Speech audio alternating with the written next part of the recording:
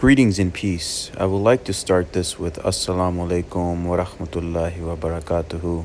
Peace be with you and yours. And Bismillahir Rahmanir Rahim. In the name of Allah, the Beneficent, the Most Merciful. Today's presentation, I would like to do the influence and connection that Islamic culture and religion has with Scandinavia, being the Viking culture in Denmark, Norway, Sweden. I dedicate this to my Nordic friends. I hope you all benefit from it. And again, I represent myself only. Now we see even with Ahmad ibn Fadlan that there is that influence of Islam and Scandinavia, which is throughout history a forgotten crossroad that not many people look at. From the introduction, we have to basically shift the lens that the traditional portrayal of Viking Scandinavia is deeply Eurocentric, emphasizing insular Norse developments and Christian encounters. Now, from recent archaeological and linguistic findings, they challenge this narrative, highlighting the rich interactions with the Islamic world. This presentation explores how Muslims and Vikings intersected in trade, beliefs, material culture, and even cosmology. The trade routes and contact zones. Viking trade routes extended through Eastern Europe into the Islamic Caliphate via the Volga and Dnieper rivers. Scandinavian merchants and warriors reached as far as Baghdad and Samarkand, trading furs, slaves, and ambers for silks, silver, and spices. Islamic geographers described these northern seafarers as Rus, as even Ahmad ibn Fadlan refers to the Vikings as Rus, likely referring to Swedes operating in Eastern Europe. Many of you have seen online of the ring that was found in a Viking grave, right? The Allah ring of Birka, a 9th century grave in Birka, Sweden, containing a silver ring inscribed with Allah, God, in Kufic Arabic script. The ring was likely imported or gifted, suggesting direct or indirect contact with the Islamic world. Its presence in a woman's grave challenges assumptions about gender, piety, and cultural boundaries in Viking society. And keep in mind, there were many Muslims that had lived within the Viking clans. Now, if you look at the concept of Valhalla and Islamic Jannah, right? Valhalla, the Viking warrior afterlife, which promises glory, feast, and eternal honor for those who die in battle. Islamic Jannah for martyrs offers similar motifs: gardens, abundance, honor, and divine reward. While not evidence of direct copying, the conceptual parallel points to a shared heroic ethos shaped through cultural exchange. And in Islam, you have the concept of the jihad, right? If you die gloriously in battle and be martyred, it's the same concept as Valhalla. Now you have Arabic coins in Scandinavia. Over 100,000 Islamic silver dirhams have been discovered in Scandinavia, often hoarded as treasure. Coins bear phrases like La ilaha illallah and reflect the Vikings' role in transcontinental trade. Dirhams were sometimes cut and weighed as bullion, but also functioned as prestige objects and possibly diplomatic gifts. Now, there was a cultural exchange and tolerance with Norse burials, which included Islamic silks and Central Asian textiles, indicating a cosmopolitan worldview. Vikings adapted items without necessarily converting, showing selective cultural appropriation. And of course, the blending of styles in art, dress, and burial rites reflects syncretic tendencies and not them being isolated, as many people would believe.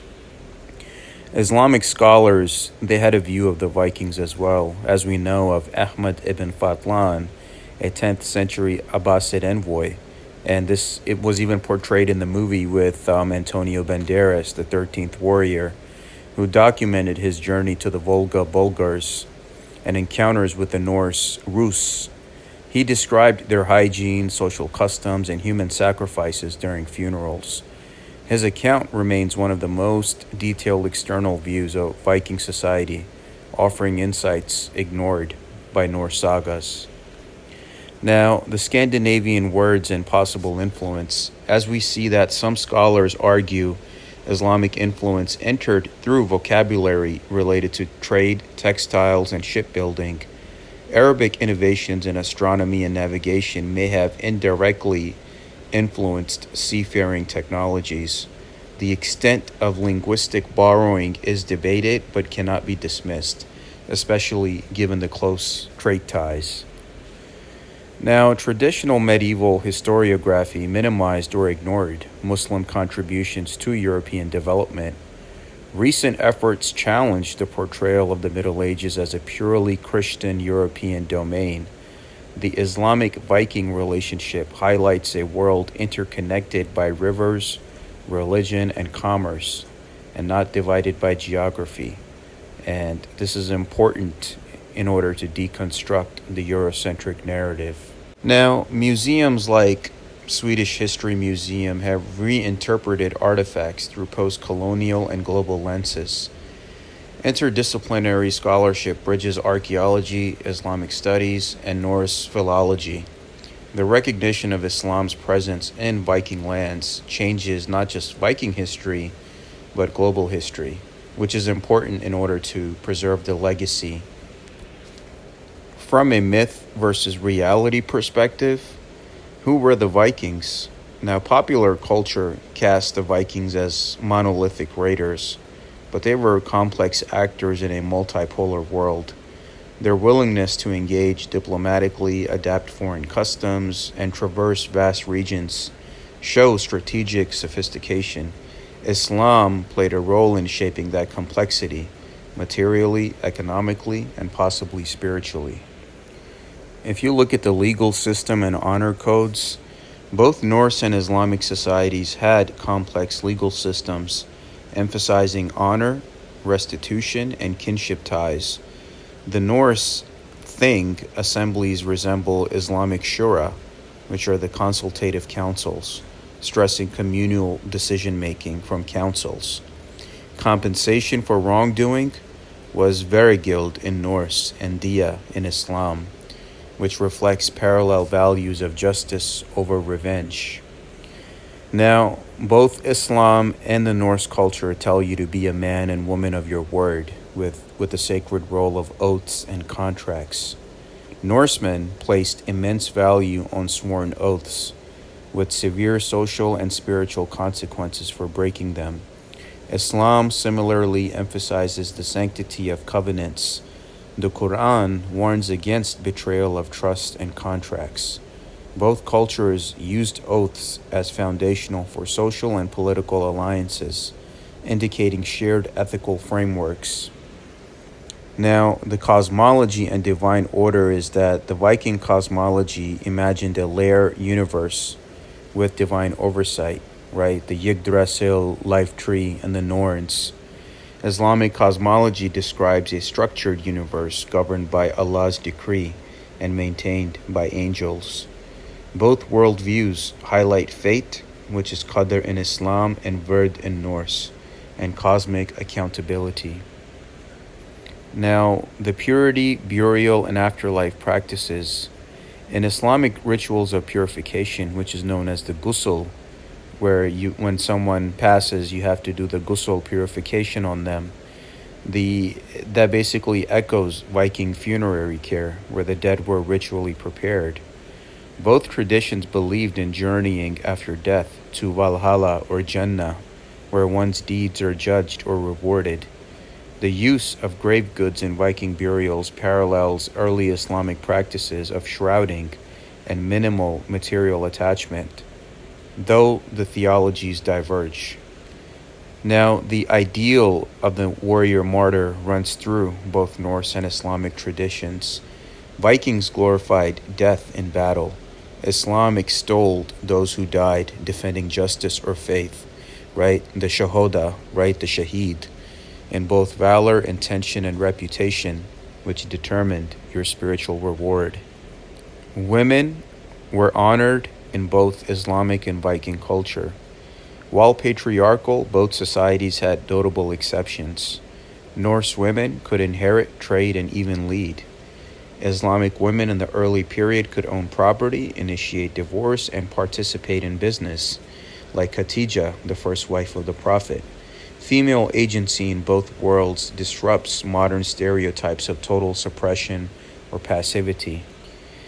Now, from a seafaring perspective, the Vikings were master sailors, guided by sunstones, celestial cues, and spiritual rituals for sea journeys. Muslim mariners used the Kamal, stars, and prayers like dua for travel, for protection and guidance. Both saw the sea not only as a trade path, but as a divine space full of risks and revelations.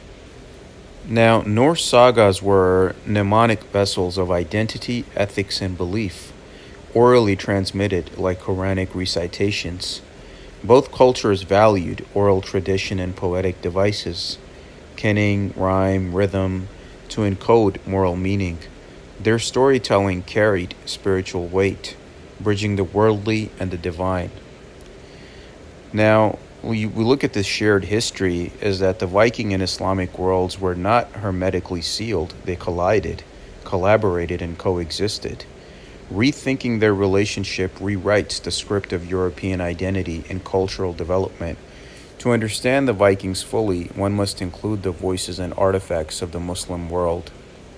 Here are some scholarly references that you can refer to, which connect Islamic and Viking culture.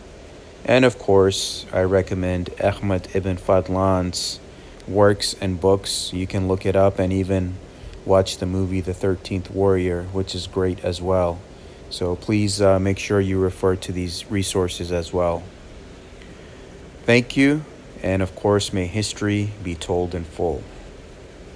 And for any who wish to support me, please, without jeopardizing yourself or your family, only if you're capable to do so, please send contributions and help to my Venmo at Uncle Sal 911. Thank you.